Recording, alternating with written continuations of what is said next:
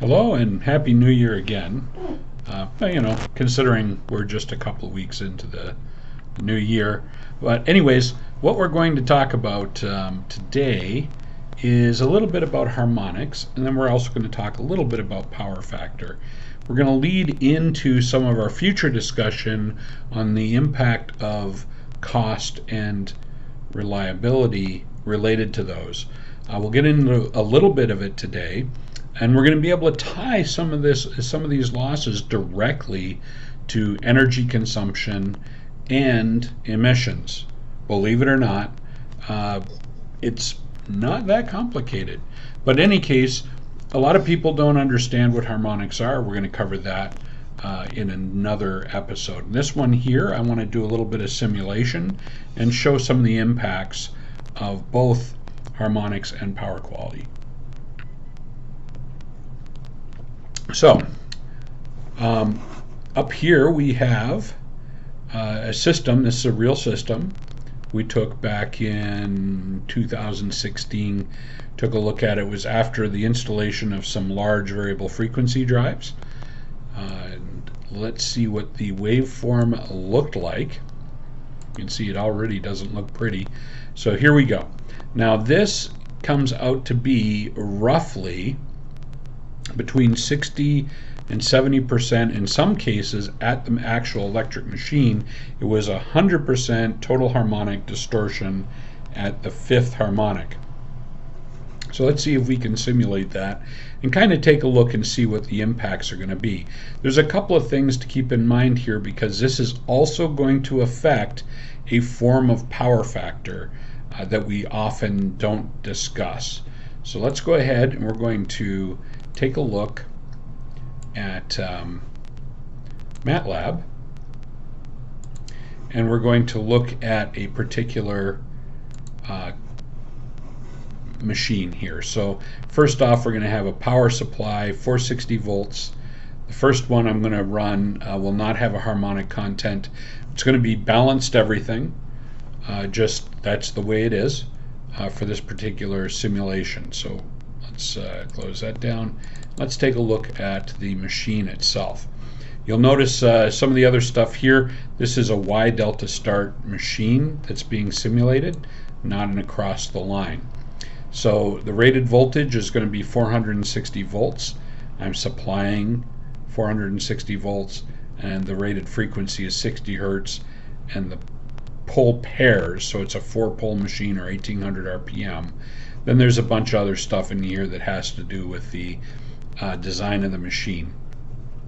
So we're not going to do anything with that. We're just going to use the bare machine. So let's go ahead and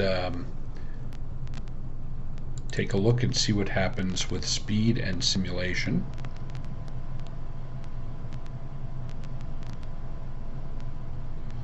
Okay, this was an earlier test run. So let's go ahead and we are going to run this. We're going to duplicate this basically. We're going to go ahead and start this up again and run the simulation with no harmonics in place. And then we'll focus in and see what the waveform looks like.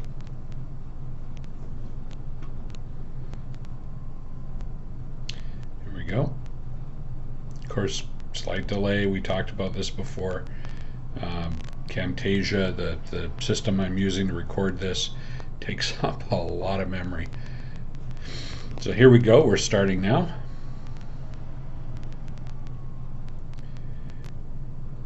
And it's doing a series of calculations. This is actually simulating about 4 seconds.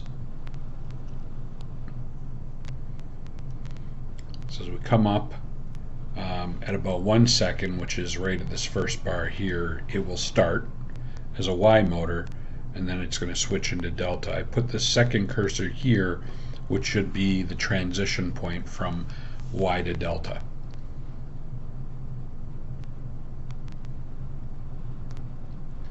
There we go, there's our inrush. You can see speed coming up. You'll notice it does have a little bit of oscillation as it comes up. That's that little jaggy line right there. We'll take a closer look at that because it's one of the things I want to show you when we get into that next part. Okay, it's hit 98% of speed, then it transitions here. That's why it has a little impulse. The oscillation occurs because of that impulse. That is normal with a Y delta start machine. Okay, as soon as this is done, we'll take a quick look and see what the waveform looks like.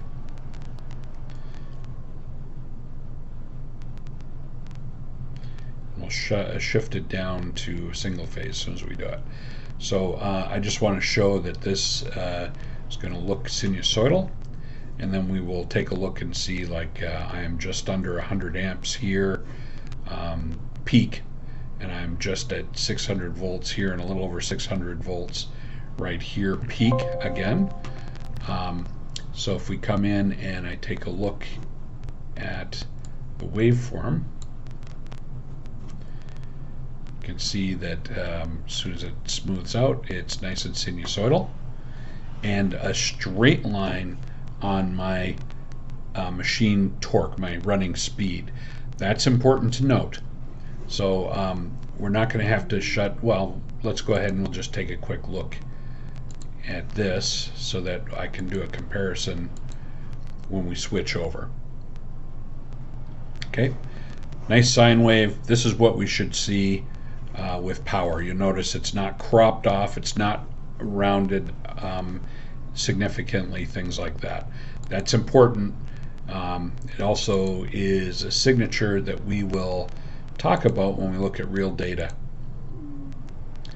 Okay, so that was basically without any harmonics. So let's take a look at the harmonic content that we had. So I can simulate harmonics. There's my 60%, all fifth harmonic. And we're going to go ahead and run that simulation again.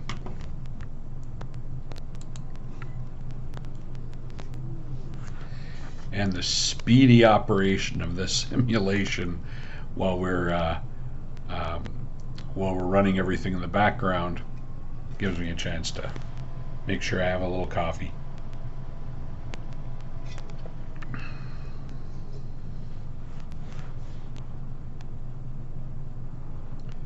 There we go. Now I did put this marker here. There's some imperfections in the software simulation in that there should also be a little bit of a time delay. There isn't really because the machine's starting up unloaded.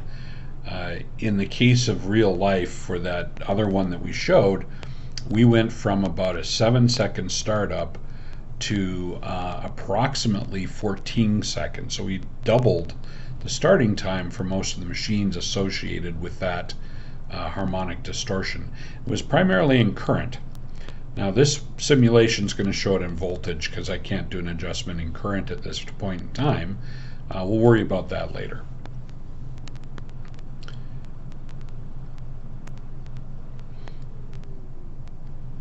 Creeping along.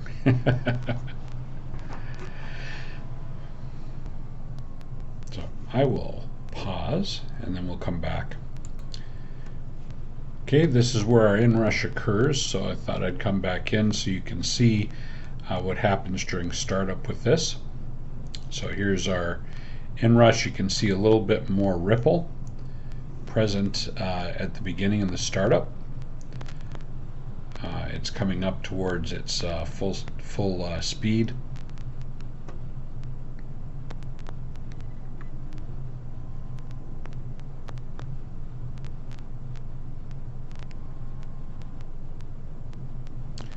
The transition.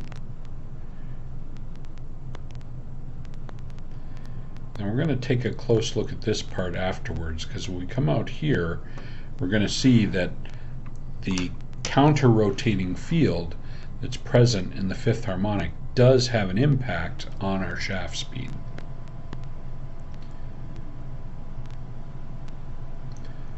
You're also going to see that the harmonic is having an impact with our overall voltage and current.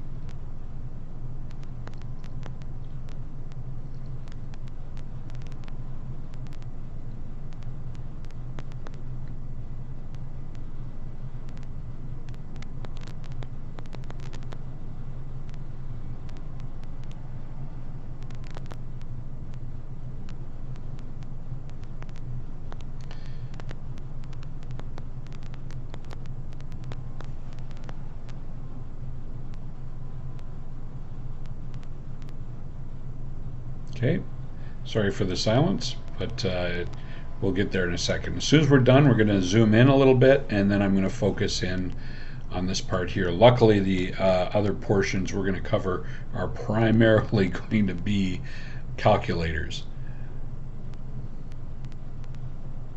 as well as some information from DOE, of course.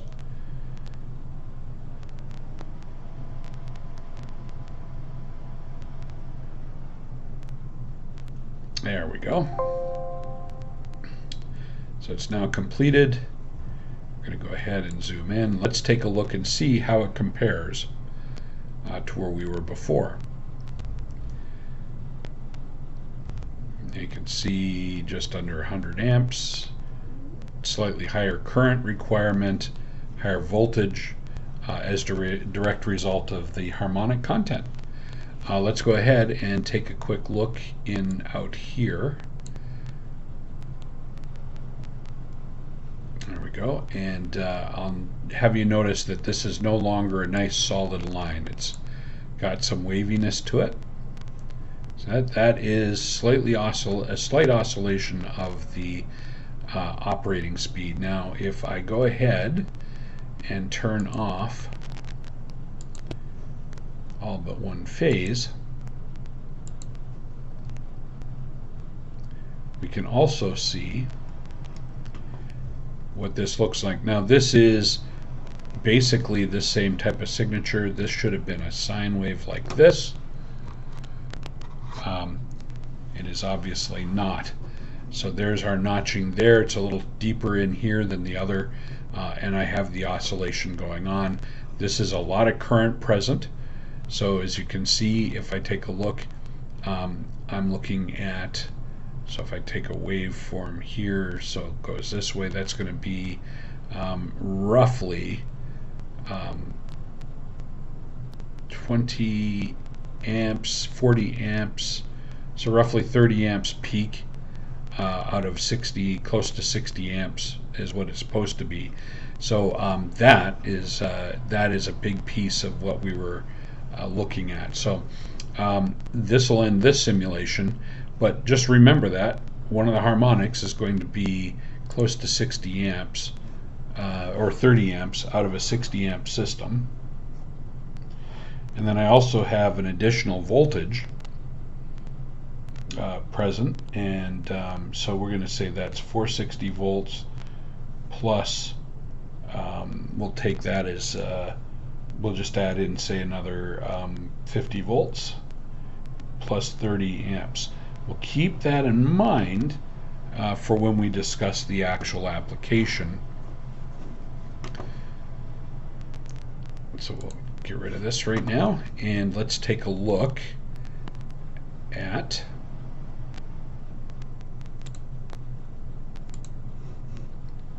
power factor. So the next part we will discuss is actually power factor. Why are we concerned about power factor? Let's get that in the background.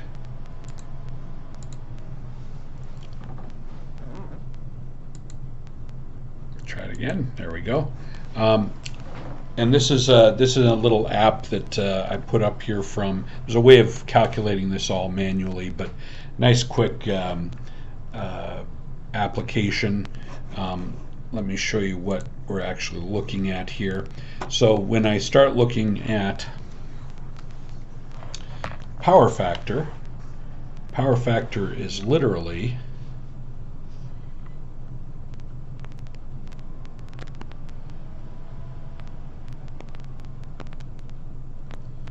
I haven't practiced today.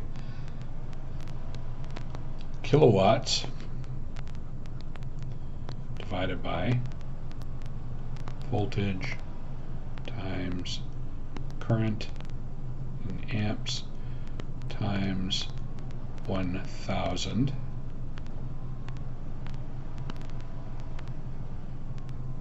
put that in brackets. That's to give me kVA. Okay, and then that'll give me point whatever. Okay, now there's another type of power in there, and that's going to be kVAR. It's kilovolt amps reactive. That's the energy necessary to maintain a magnetic field in a coil. So I'm not going to worry about this if I have pure resistive systems. So kVAR, that's going to be equal to the square root of my kVA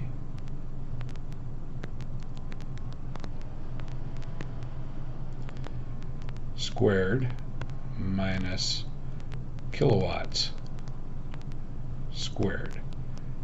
Okay, why is this important here? Well, because if I have a straight 60 hertz system and I don't have any problems like what we were looking at, and we'll just go off the, let's say, 460 volts, and then the RMS value of 60 amps. So we're just gonna, let's make it simpler. We're just gonna call it 60 amps. That gives me times 1,000. That gives me my kVA. Okay. Now that I can use to calculate power factor. Okay, but there's something called true power factor, and that has a huge impact when harmonics are present, because what I have to do here when I add up all my current and I add up all my voltage is I have to include all of the values of voltage and current. Okay, so if I have 100 kW, right, and then I come up here and I have 90 plus 510 times 1,000.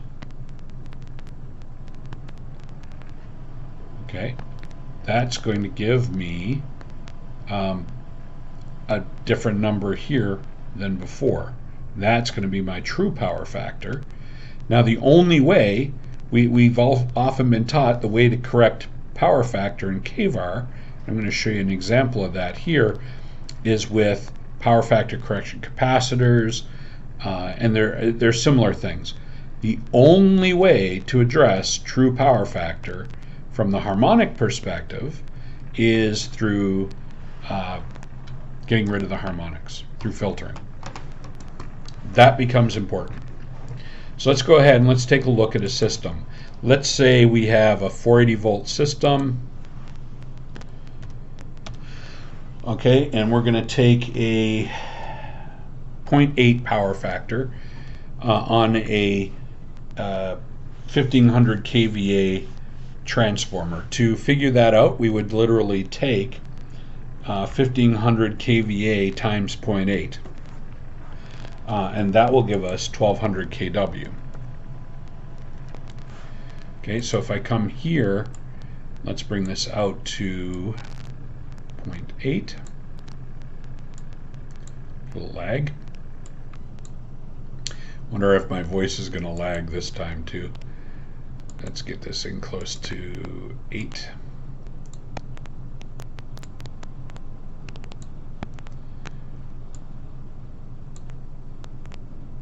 Okay, close enough. So we're at about 0.8. This means that my apparent power factor is going to be very close. It's going to be roughly 1500 kVA.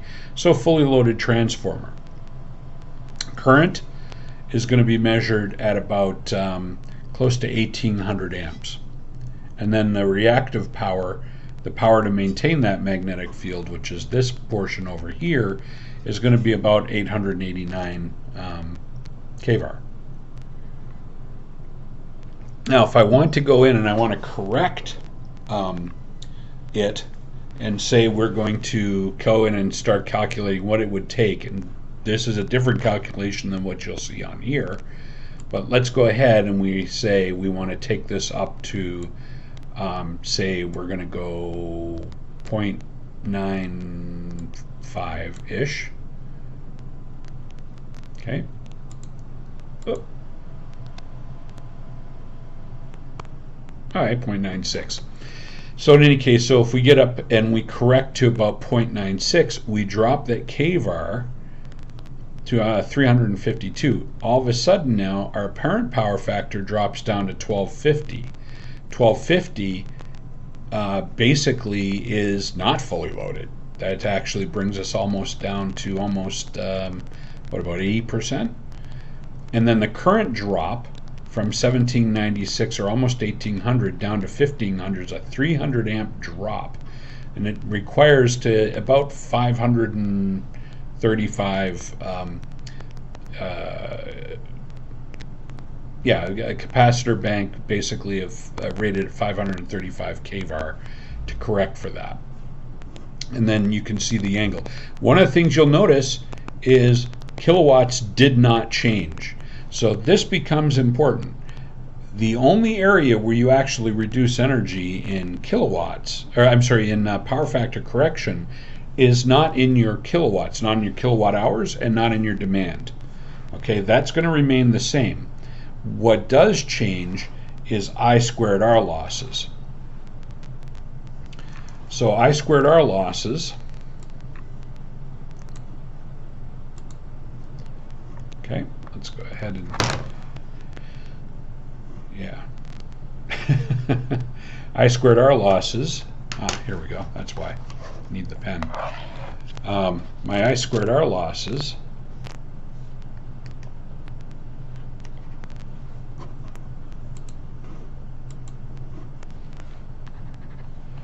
okay, I guess that's not, that, yeah, it's not going to work. So my I squared R losses are going to be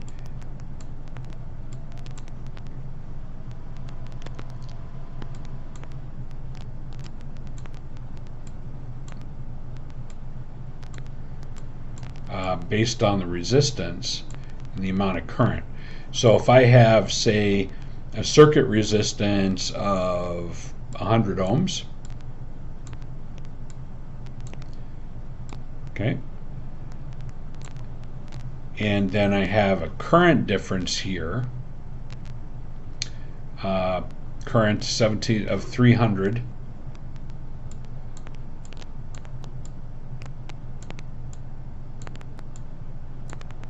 okay. Oh, and by the way, this should have been divided by 1,000, not times 1,000. So 100 ohms times 300 divided by 1,000.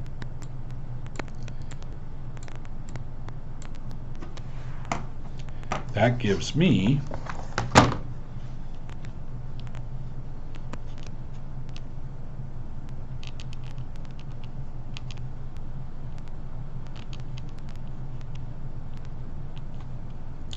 .30 kilowatts.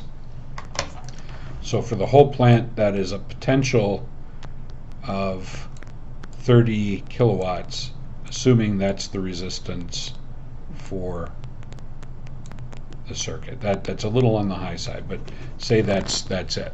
So in effect, that is my limit. Okay, and then here, yeah, we talked about that. So let's get rid of this for a minute.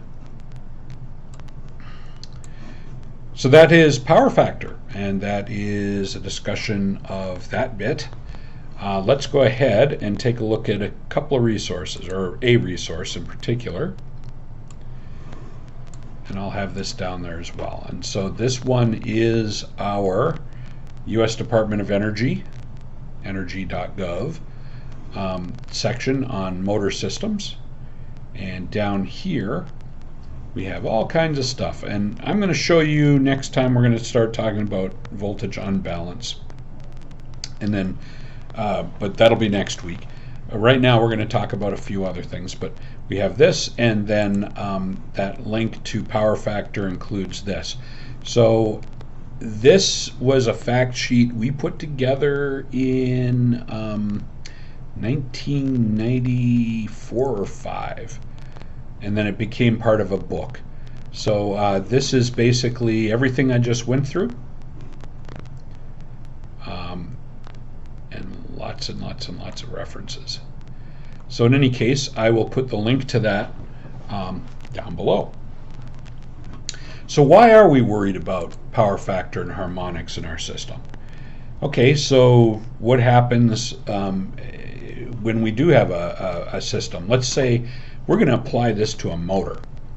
So if I have a motor, say 50 kW, we're going to call it a 50 kW motor, and we are going to say it's operating at 0.8 power factor, or let's go out to a steel plant. We're at 0.7. Okay, now this is not with any harmonics present. This is a pure system. Okay, and let's calculate the difference here between a perfect power factor and that. So with no reactive power, that means that I have additional 35 amps on the machine. Now the motor, technically the nameplate is rated, or going to be rated, right around 0.85. Let's get this back into range here.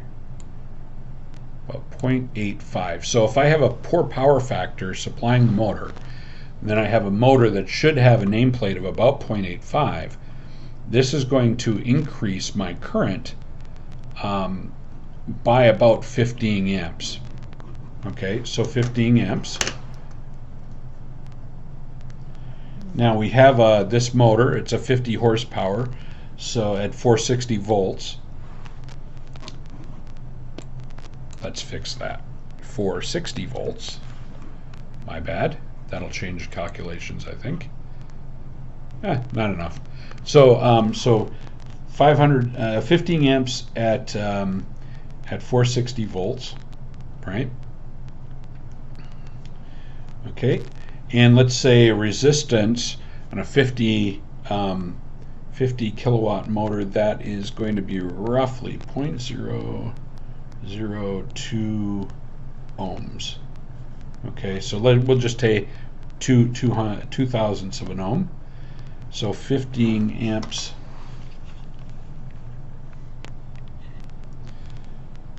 squared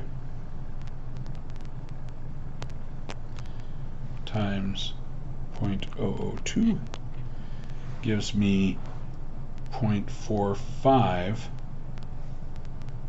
watts. So not a huge amount, but that's still heat. Now the other thing that it does is it requires more current, obviously. It requires me to take another 15 amps. So the motor is in effect more heavily loaded with a poor power factor. And I've run into this in plants before. I've gone in and I've tested motors, and they've said, well, the motor's running at full load, basically. And we take a look at it with poor power factor, or I'm sorry, overloaded. With the poor power factor, if we had corrected for that, that same motor could be still in place and without any trouble. I'm going to have problems with starting. I'm going to have problems with higher current for inrush. I'm going to have trouble with heating and all kinds of other things, all that go with that higher current. So the I squared R losses are only about half a watt, but my actual losses associated with machine are way above that. So the I squared R losses are only a portion of it. All the other excitation issues that go along with high current are a direct result. So I have this, and so if we do correct for it, or we do operate it normally, and I do correct the power factor, then I can increase the life of the machine. Now, can I do the same thing with true power factor in this? Well, I can estimate it. So let's say, and this is a real condition. You just saw the waveform. The plant ends up with a power factor of about 0.35. So we'll just go to 0.4 just to show the difference. And the motors want to run they're basically rated about 0.85. So if I just say the plant is at 0.85, the difference there is a current of 155 amps versus 84 amps, or basically double the current. So all of a sudden, all my motors that I'm operating in the plant are way overloaded. So this is why I need to worry about power factor. And the worse it gets, the larger the conductors need to be, the more loose connections I'm going to have, and everything else. What's the potential impact? Well, from an energy standpoint, for a facility, the Department of Energy had done a study. We did this back in 1995. It was through the Washington State Energy Office. I got to do a review of the document. That came out to be about 0.2% reduction in energy. Doesn't sound like a lot, but it is when you start combining the reliability aspects. Now, what happens if I have if I have this condition that I'm talking about, where I have the high harmonic distortion, in addition to power factor correction? So I start putting in power factor correction capacitors to correct for power factors. So I'm able to get it up to, let's say, where were we? We're at 0.7 versus the other.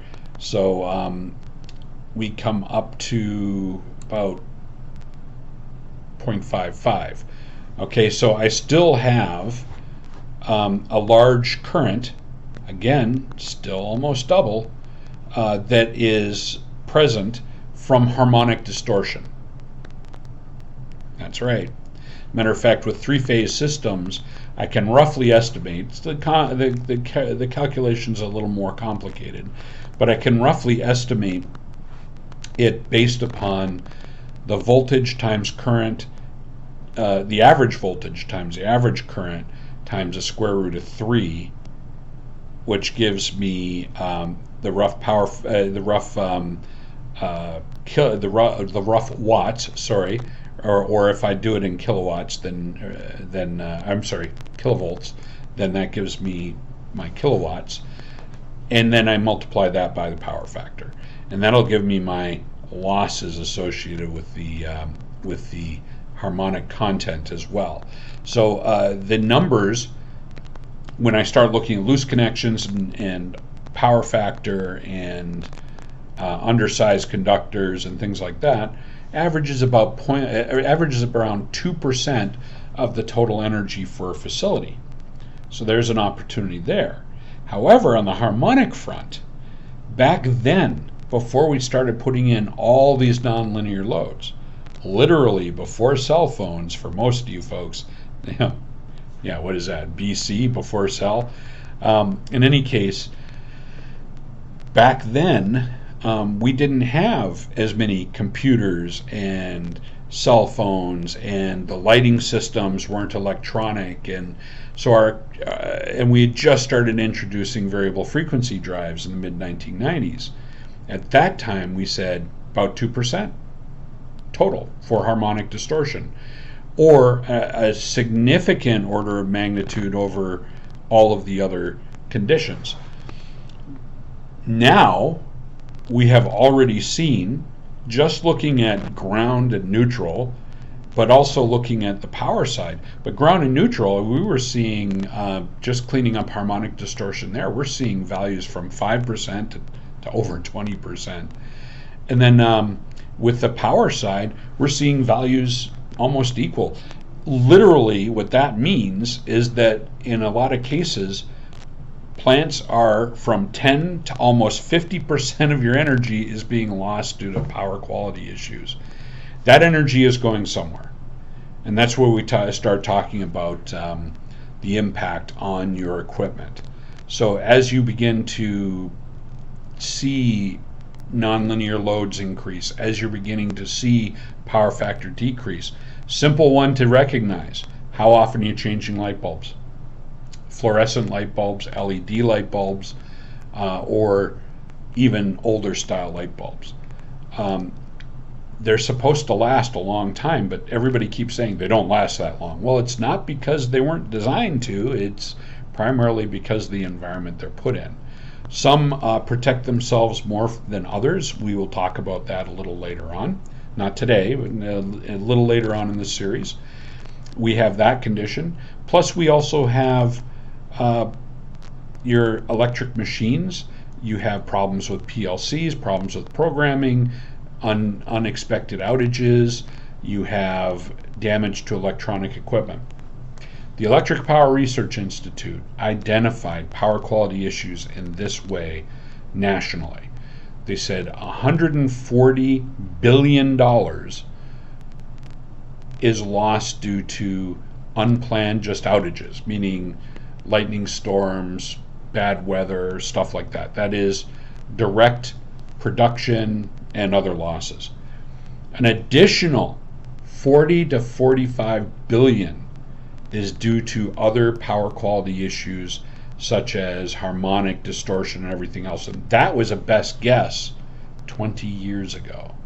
So now that number we know is going to be higher. I'm working through the data that's available right now. There's been a number of industry surveys done, and we'll come up with another estimate in a couple of weeks. So in any case, going along with a couple of papers I'm writing. But in any case, hope you enjoyed this little romp with more software. I think I'm going to try to reduce the amount of software that I'm using to do this. I would show you what a good sine wave looks like, but I'm not seeing it as often as I would expect. Here, matter of fact, let's go ahead. I'm going to increase this so you can't see certain things.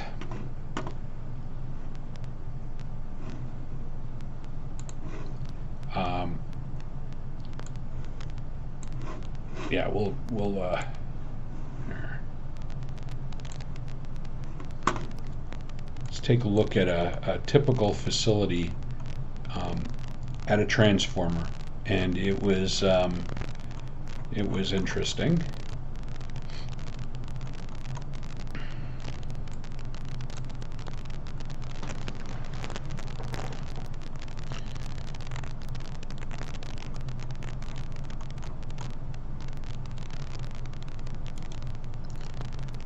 A lot of empty air today. Sorry about that. It is just after the holidays. Deal with it. Let's go ahead and we're going to take a look at transformer values. Give that a minute to sync up.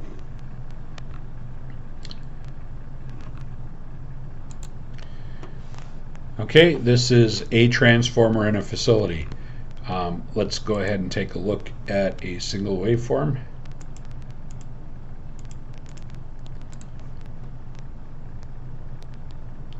This is what was known. You notice the amount of current present too, right? So this is in a location with certain types of machines, and you will notice that that's my power on all three phases.